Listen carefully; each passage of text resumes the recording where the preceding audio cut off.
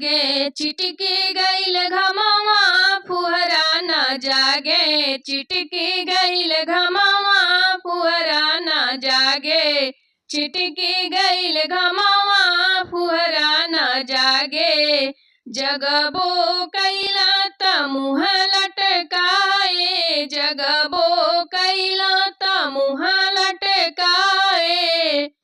आगे लगे टहली बजर पर कमावा आगे लगे टहली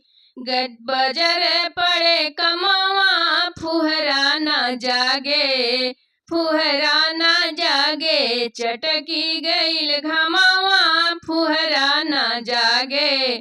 चटकी गईल घमावा फुहरा न जागे अंगना बहारे भीतरिया बहारे अंगना बहारे भीतरिया बहारे कुड़वा लगावे रसोईया के कोनावा